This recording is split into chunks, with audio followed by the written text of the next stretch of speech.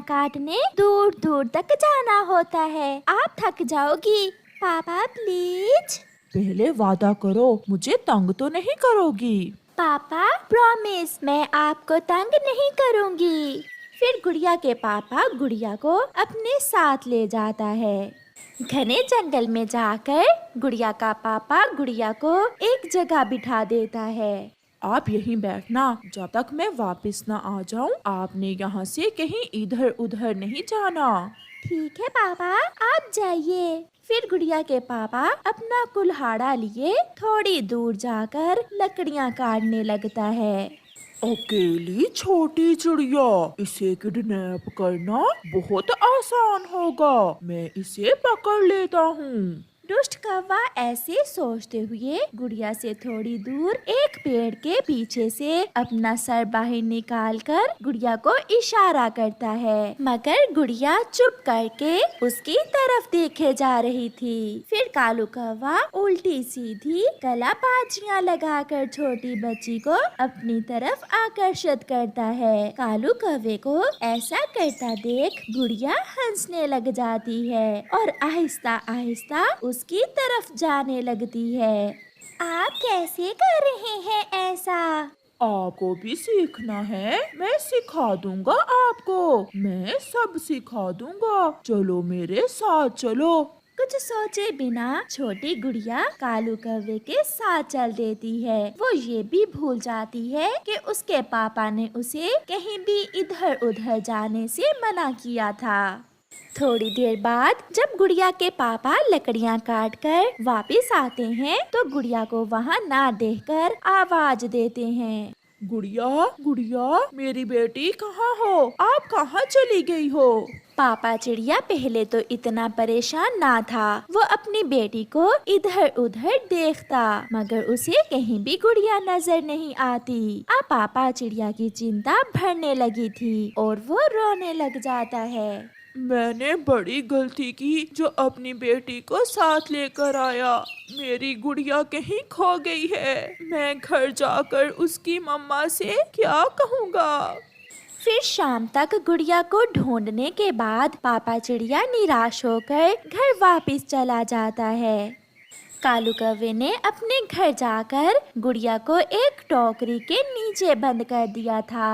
Uncle छोड़े मुझे छोड़ दे, मुझे घर जाना है। चुप कर जा छोटी चिड़िया, अगर ज्यादा चूं चूं की तो जबान काट दूंगी मैं तुम्हारी। मैं कल सुबह इस छोटी चिड़िया को शहर जाकर बेच आऊंगा। अच्छे पैसे मिलेंगे इस चिड़िया के।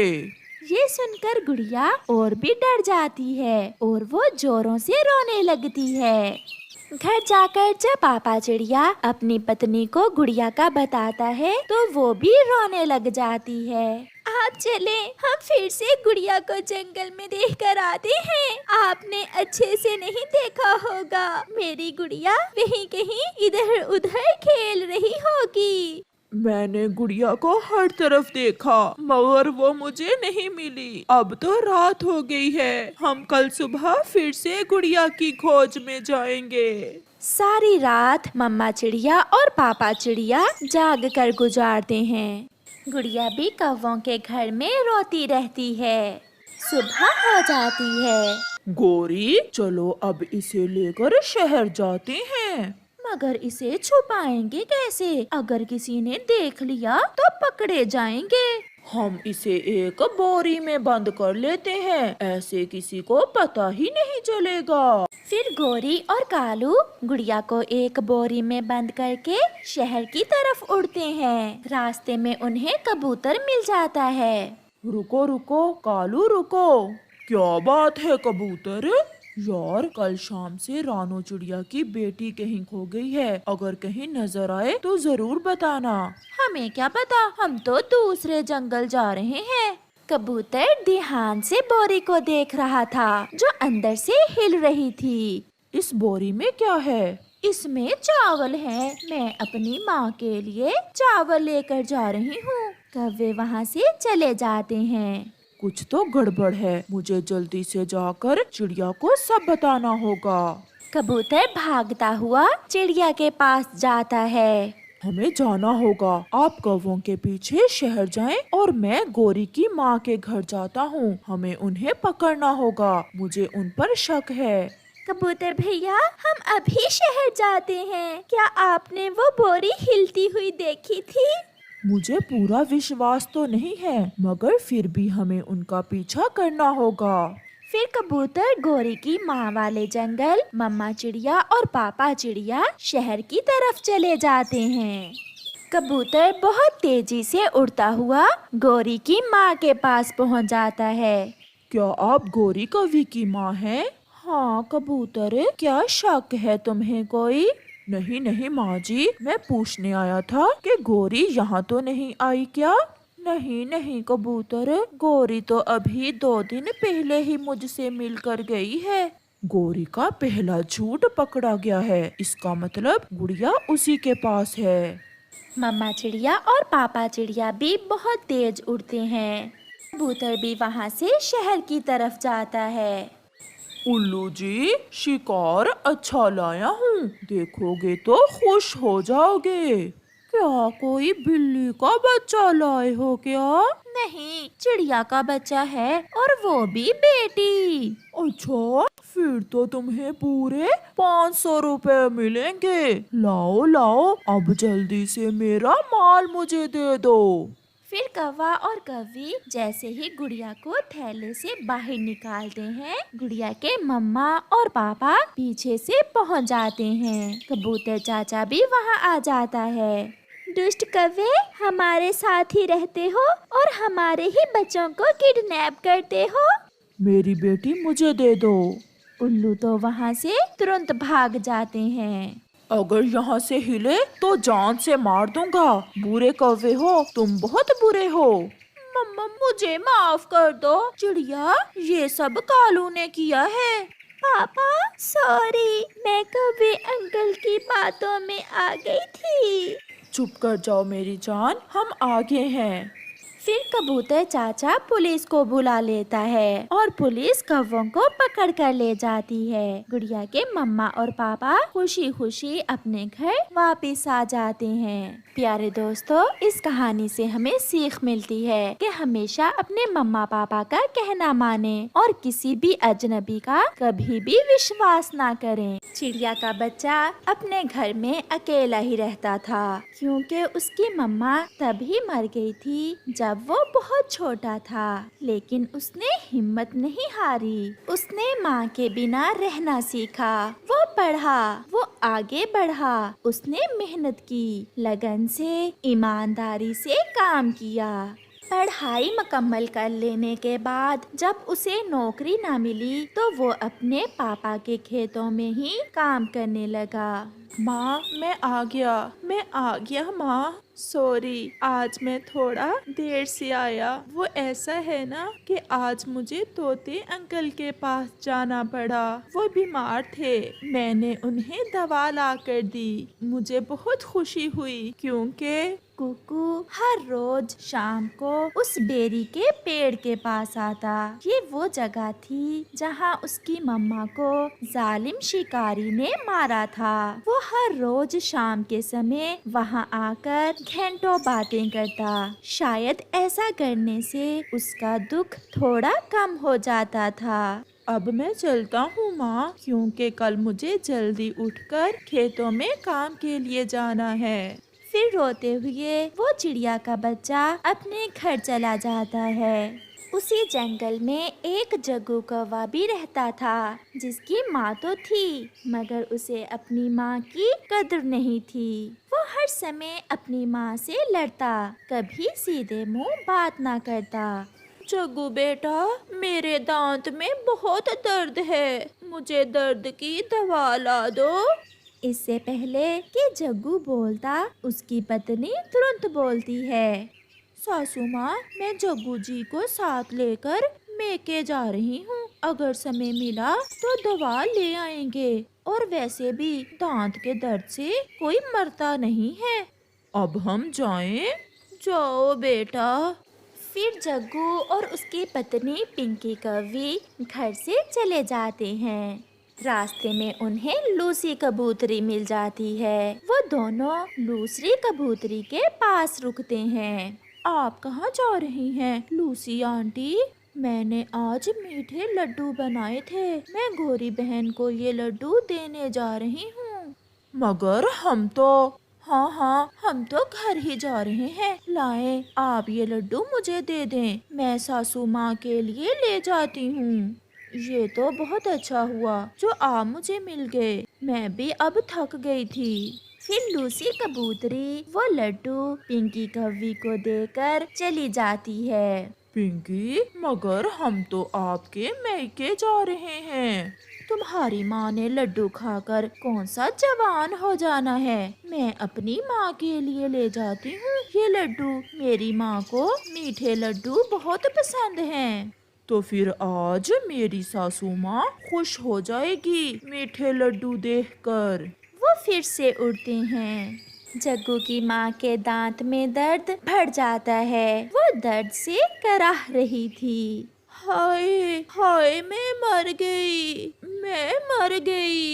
कुकू किसी काम से वहाँ से गुजर रहा था। जग्गू की माँ की आवाज सुनकर कुकू वहाँ आ जाता है। आंटी, क्या हुआ? आप रो क्यों रही हैं? कुकू बेटा, मेरे दांत में बहुत दर्द है, मैं दर्द से मर रही हूँ। आप थोड़ा धीरज रखें, मैं अभी आपके लिए बुलबुल आंटी से दवा लेकर आता हूँ। ऊपर वाला सबको आप जैसा बेटा दे। फिर कुकू वहाँ से चला जाता है।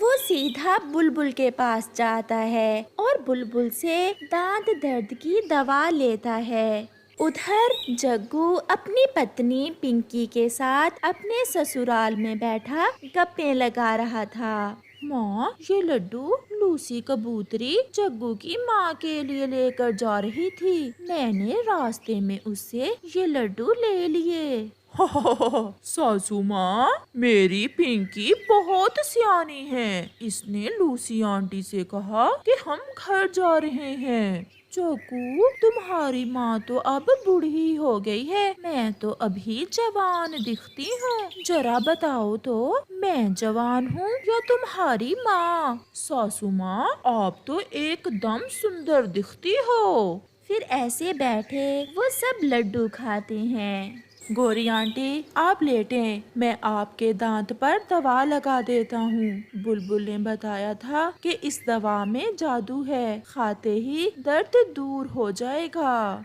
फिर कुकू गौरी के दांत पर दवा लगा देता है। जीते रहो बेटा, जीते रहो। आंटी, जग्गू कहाँ है? आपने उसे नहीं बताया था? बताया था, मगर वो अपनी पत्नी के साथ ससुराल चला गया। फिर कुकू अपने काम पर चला जाता है। सुनो, अब उस बूढ़ी को निकालो घर से। 2-4 दिन में वो उड़ने लायक भी नहीं रहेगी। फिर कैसे संभालोगी तुम उस बूढ़ी कौवी को?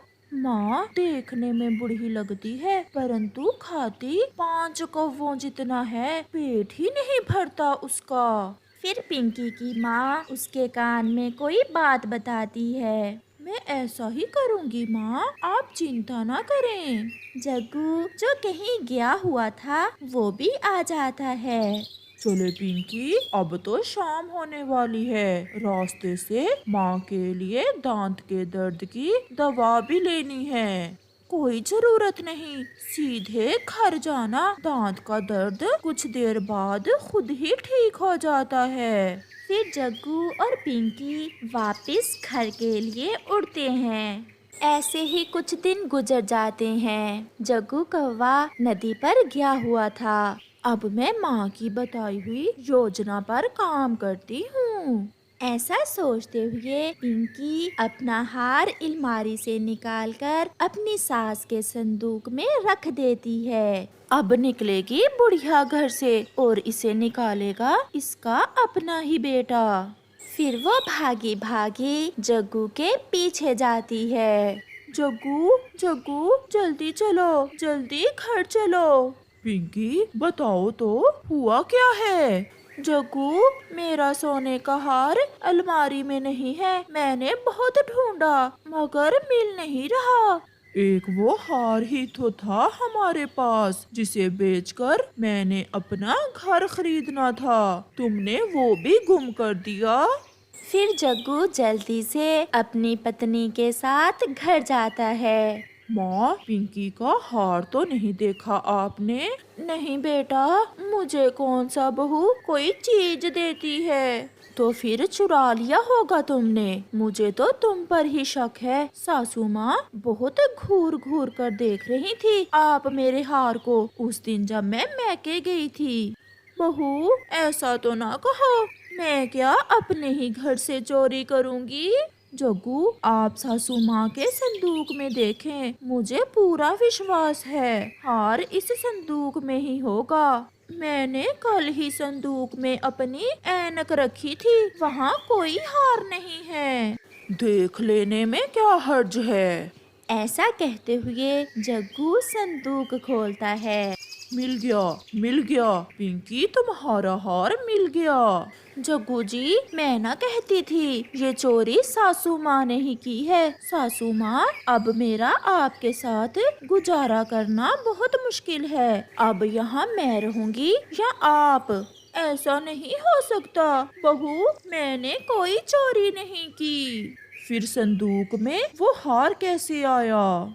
जग्गू जी, मैं अपने मैके जा रही हूँ। जिस दिन सासू माँ को घर से निकाल दोगे, मैं वापस आ जाऊंगी। पिंकी, ऐसा ना करें, मेरी तरफ देखें, इसमें मेरा क्या कसूर है? माँ, आपने भी आज हद ही कर दी। मैं सोचता था कि पिंकी आपके ऐसे ही खिलाफ है। आज देख लिया अपनी आँखों से।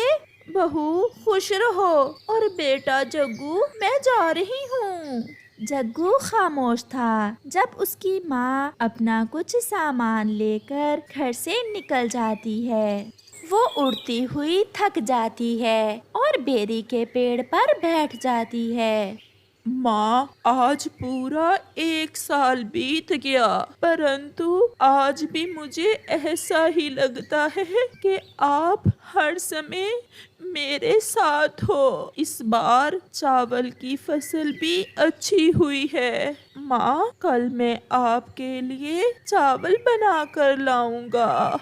गोरी ऊपर बेरी के पेड़ पर बैठी ये सब सुन रही थी। मुझे अपने घर ले जाओ बेटा, आज से मैं आपकी माँ हूँ। मुझे मेरे बेटे जग्गू ने घर से निकाल दिया है। आंटी, ये जिंदगी भी अजीब है। कोई माँ के लिए रोता है तो किसी को माँ की कदर नहीं है। आंटी नहीं, माँ, बेटा माँ कहो मुझे। फिर कुकू गोरी को अपने साथ अपने घर माँ बनाकर ले जाता है। अब ये तो समय ही बताएगा कि पिंकी की अपनी बहू उसके साथ कैसा व्यवहार करती है।